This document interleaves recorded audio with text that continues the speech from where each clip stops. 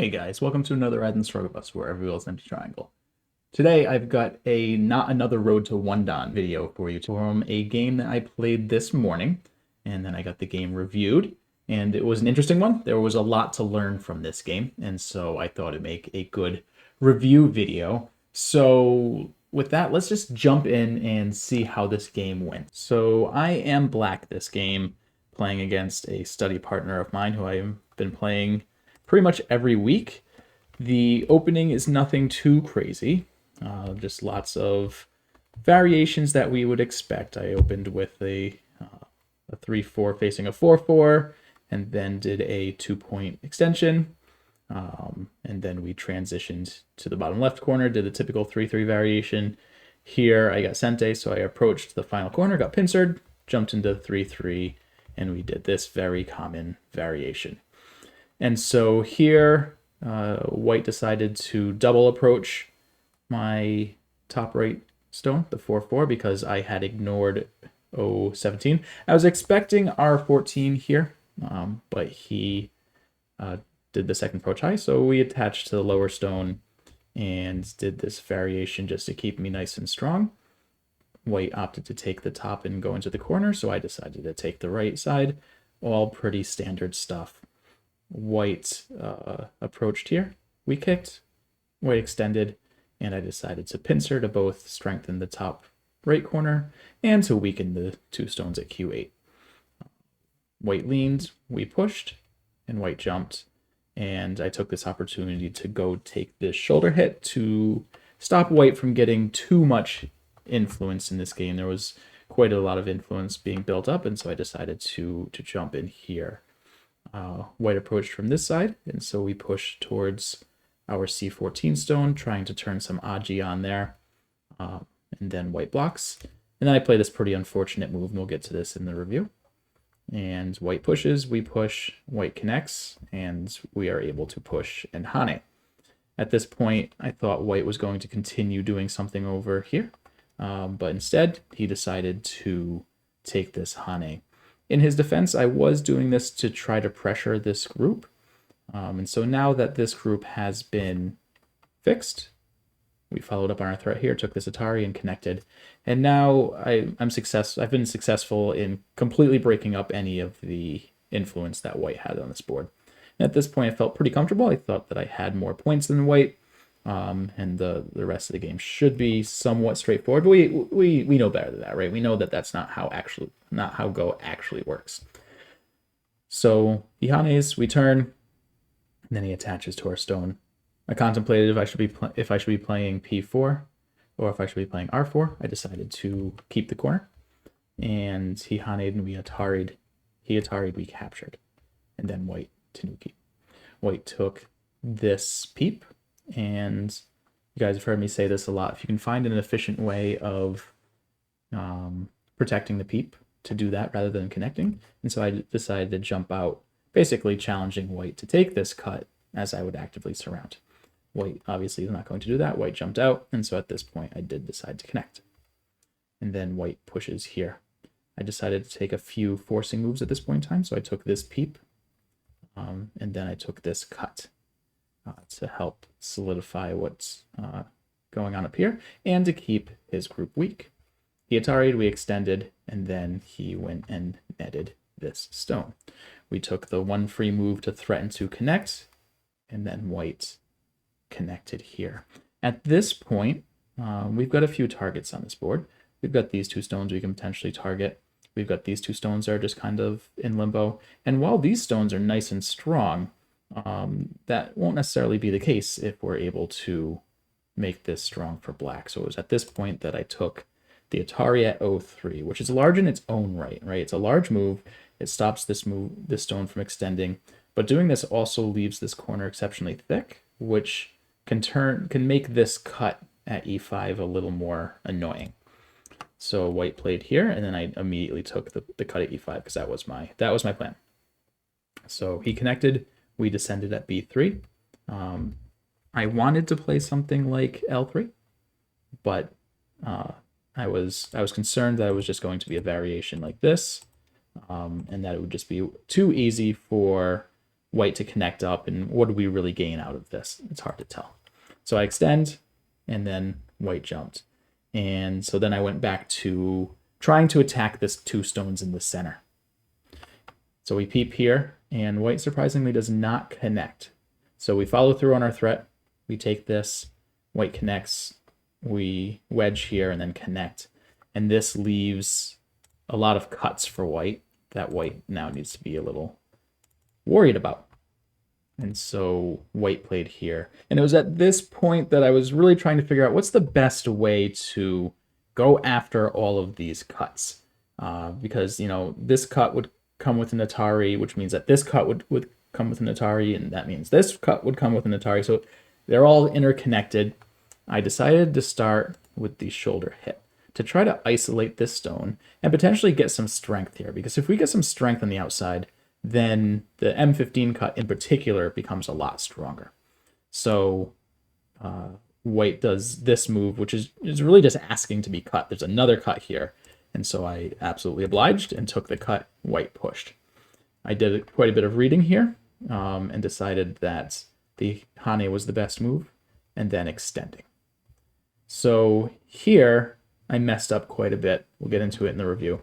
But I decided to take this cut here and then take this cut, which is a double Atari now, right? It either threatens to capture M14 or it threatens to capture N13, and I was fine with either because I started all this with how can I attack these 2 stones.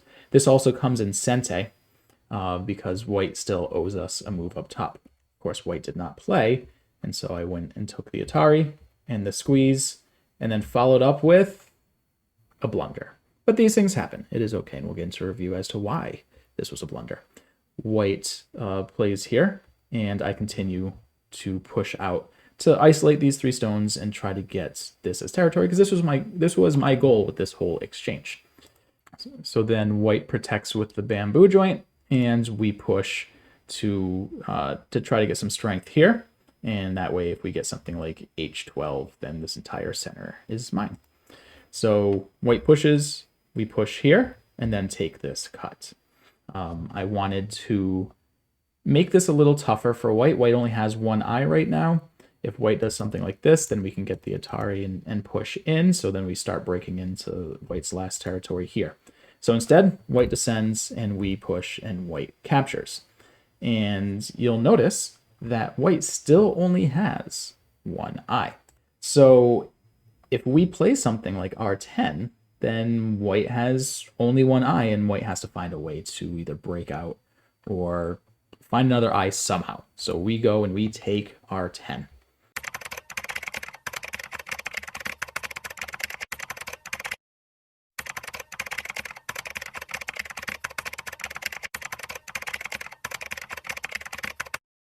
White descends. We take a slight detour and play this. I don't really have a good reason as to why I did that. White did answer, and then we came back.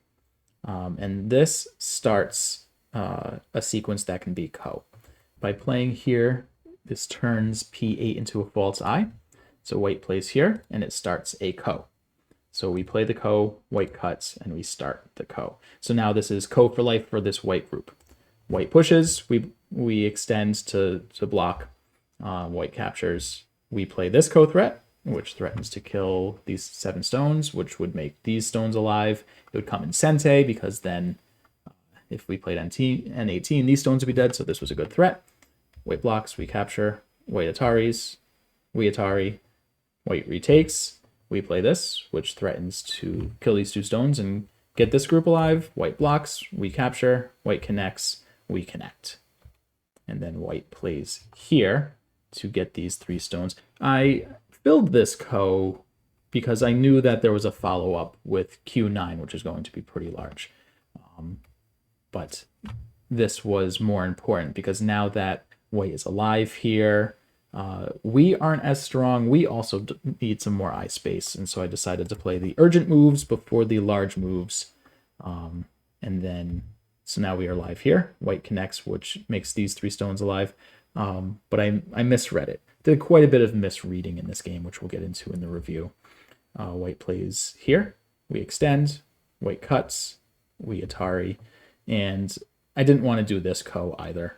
And so I had just lost a ko. I still knew white had more ko threats than I did. And so I just connected and played here. White captures at 01, which was unnecessary. And then we finally take our cut at Q9. I'm going to stop showing the game here, and the review will probably end here as well. Because at this point in time, Black had two huge opportunities to just completely close this game out, and I botched both of them. So let's go back to the beginning of the game, and we'll do a review of this now that you guys are familiar with how the game went, and we'll see what takeaways there are here. So going back to the beginning, again, nothing too crazy about the beginning. This is one of the openings I've been playing recently. White approached. I've typically been Tanukiying this. We can respond to 017. I'm sure you guys know this. White extends. I did have this game reviewed by my current teacher. He pointed out that it really is just proper these days to extend one more time, because the whole intent of this type of variation is to get an outside facing wall. And that outside facing wall isn't as good when there's this potential peep here later. If you compare that to this variation, when we get this peep, white can just play something like this. And now if black peeps, this group is strong enough by itself, and this group is strong enough by itself. White can also just play something like this. Similarly, these 3 stones are stronger than the 2 stones. So when we get here, and later in the game we play a move like this, white doesn't have as much to navigate with and may feel compelled to fill the cut, which is what ended up happening in the game. Either way, we Tanuki played here, got pincered. This is all fine, totally standard variation here. And then white did the approach. Typically, we would expect the low approach here. Since black controls this corner, this will get white a little more strength to deal with that, though that is a nuance, and I don't think is something too important in the grand scheme of this game. Either way, we attach. This is all pretty standard, and then I played here again just to take this side, and this all seemed fine. Here, white approached. I kicked. This is fine. Here, the only issue with this, and both me and my opponent kind of neglected, or don't really fully understand this shape and all the aji that's there and variations and whatnot. And this is a pretty tricky move with these 2 stones here. There are a lot of things that can happen, and white can look to give up these 2 stones to take the corner, but this is just a tough move to answer. And so here we may feel compelled to play something like this, and then white can play here, and all of a sudden, as we connect, we get a not very large corner, and now white starts getting some outside influence. So there was a lot of potential there. We both kind of missed it. White played this, and I played here because I saw that white was building influence, and a lot of it. Looking at this board, I felt like I was ahead in points, but there was a lot of potential for white, and so I really didn't want to play this and have to worry about white getting more influence. But we already have this cut here because white's shape isn't great, and if white wants to play the empty triangle and let us extend, this seems really good for black. So I think this was a better direction. This was pointed out to me by my teacher, but instead I played here, white jumped, and I went to press here, which I still think is fine. My goal with this is I obviously wanted to keep white flat, get a little more influence here. I wanted to start pressuring this group if I potentially could. So white pincered, we played here, and then played this. And this move, I regretted this immediately. The second I played this, I was like, this isn't good, because this peep isn't very dangerous, especially if it comes at the cost of me playing an empty, playing 2 moves to play an empty triangle to get the cut.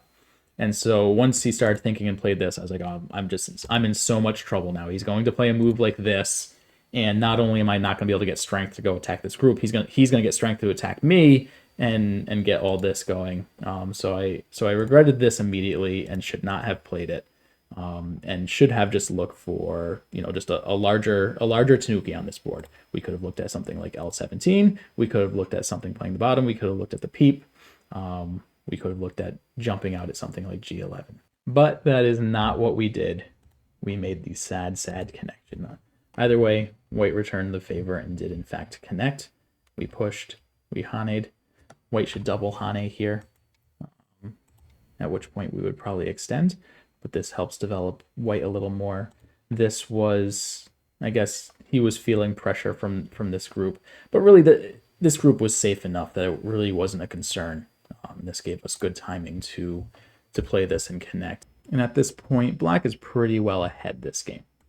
So white plays this move, and we extend, and then white goes down here. During the game, I was considering either R4 or P4. I should have played P4. There really isn't much to worry about here.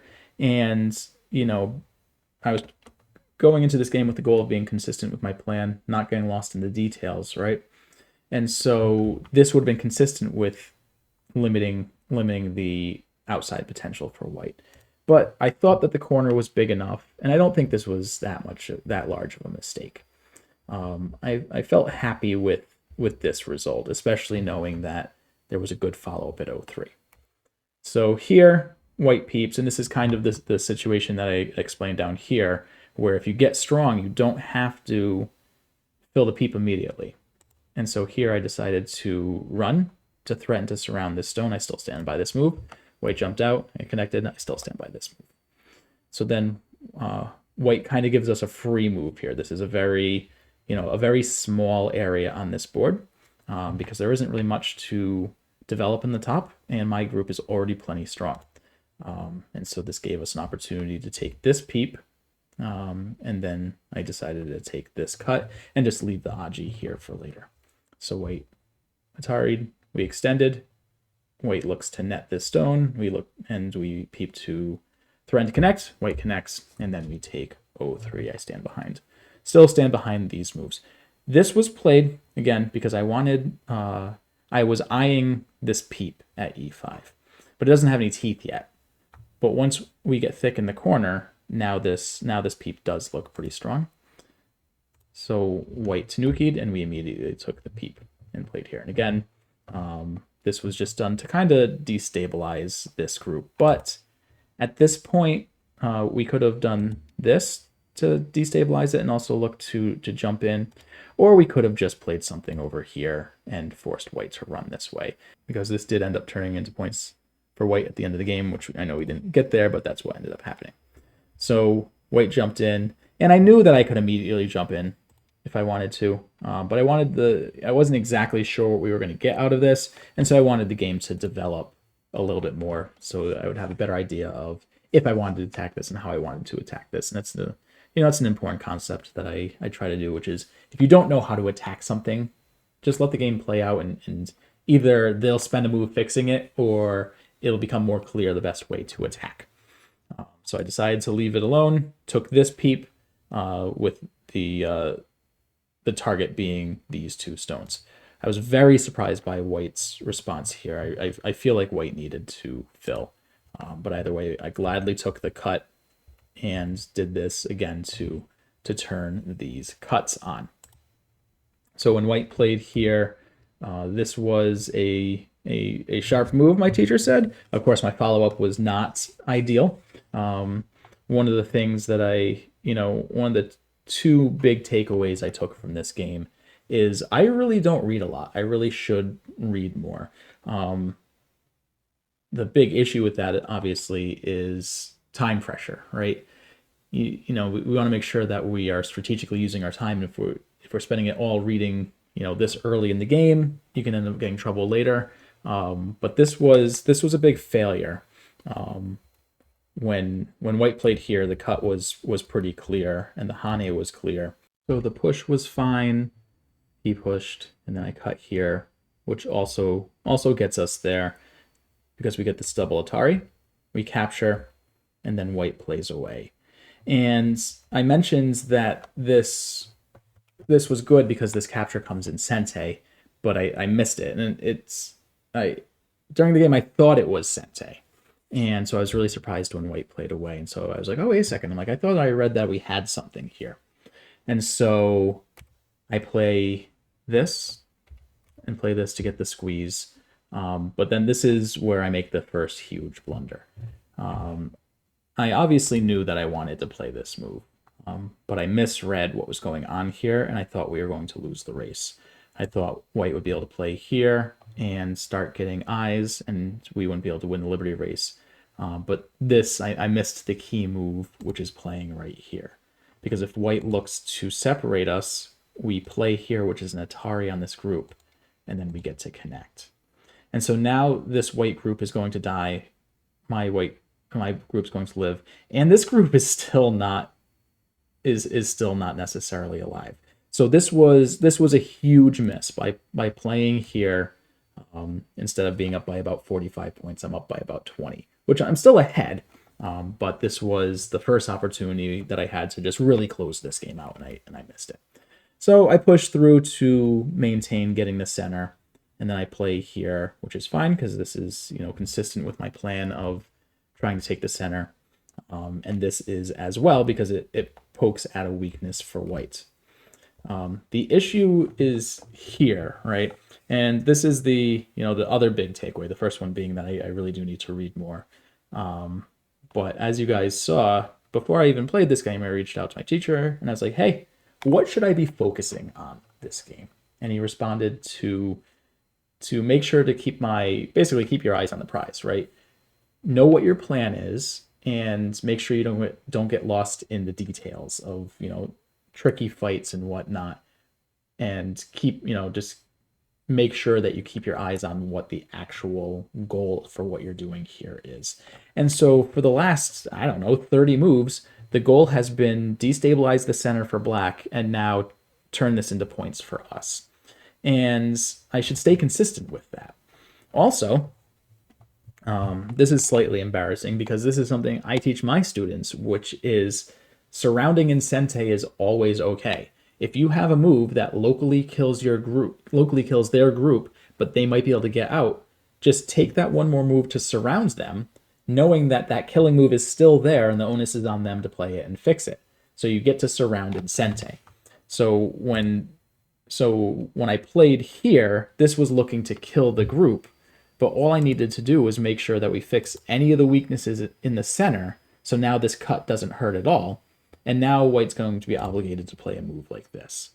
And so that means that we get this fantastic move in Sente, and now we can play something like this, and this completely closes the game up, and this should be a very easy victory for black. So this was the second large mistake I made. I also misread because I thought that this just straight up killed, and I didn't think that it was going to be a ko. This is me kind of getting back to going, wait a second, maybe I should be just focusing on this, and if he wants to go and play 06, then I get a second free move in a row, and that's fine. But then, of course, we came back. And again, I misread because I didn't think that this was going to turn into a ko, honestly. I thought that I was going to cleanly kill, completely neglecting the very obvious shape move of the bamboo joint. So we do this ko, and the other embarrassing thing is something I already know, and you know me, I love ko fights. I'm certainly not going to shy away from them. But I also know that if you're winning the game, you don't want to get involved in a ko fight like this. This is how you can let your opponent get back into the game. If you're losing, you want ko fights like this because it complicates the game and weird things can happen. So if you're winning, just stay strong and let your opponent fix the ko. And so that's what I should have done here. I should have not even attempted this ko. Again, I should have just played here, let white capture and stop the ko, and then just go play here. And again, claim victory because black is well ahead on this board. But that, unfortunately, is not what happened. And then we get this very gross ko fight. And then I answer here, making it a larger ko fight, and then don't answer this move and fill the ko anyway. So if I was going to do this, at least do it here. And just, let him get this as opposed to getting one more stone or just capturing cleanly. But yeah, putting one more stone into it and then giving that up is just, honestly, is just shameful. So, especially because now I don't feel like I've got the strength in the center. Am I even alive? Am I even connected? It's tough to tell. So that's why I felt obligated to play this move, and now things are just kind of slowly slipping away. I made a misread here. I needed to just block from this side, and then I make another pretty ridiculous misread because here I can just play here, and if white takes, we get this double Atari, and if white fills, we get this, and everything's dead. So if we had just played S3 here, we still would have been okay, but we did not. And now things are going really, really bad. And I know we didn't get into how the game finished and how the end game went, but the end game did not go cleanly for me. I played it pretty poorly. I ended up missing two very key end game moves, and typically my end game is not too bad. This game it was pretty bad. I ended up losing by 5.5 points, and I lost about 10 points in that game. So even here, Black's still doing fine. But I got a little flustered after losing that co-fight. There was also obvious time pressure, and so those factors made it so we didn't get there. But some very important takeaways from this game, and really the first one being to be consistent with your plan. And I had a plan. I never really go into games with a plan. I let the board develop, and then I see what my plan's going to be. Right? We let the board develop in Fuseki. We get to middle game. I analyze the board, see what my plan's going to be, and then go and try to work to that plan. And so when we do that, we need to be consistent with it. And here, I kind of strayed the path and lost sight of what I was trying to do and ended up losing the game because of it. So that's the first big takeaway. The second big takeaway is I need to do a better job reading because my reading failed me quite a bit in this game. And so I need to figure out a good way to do that. The obvious way is more Sumego, but that typically hasn't helped me too much in the past. But I clearly need to do something so that I can focus a little more and do some better reading, because as the games get complicated, if you're not willing to do the reading or if you're not efficient at it, then you're going to either just miss the moves and or fall to time pressure as you try to figure things out. So those were the big takeaways from this game. Anyway, I hope you guys enjoyed the insight that I had after playing this game. I thought it was an interesting game, even though I lost. These games are played to study and to learn, so it's not really important if I win or lose. It is much more important if I take away something valuable from the game, and here I absolutely did.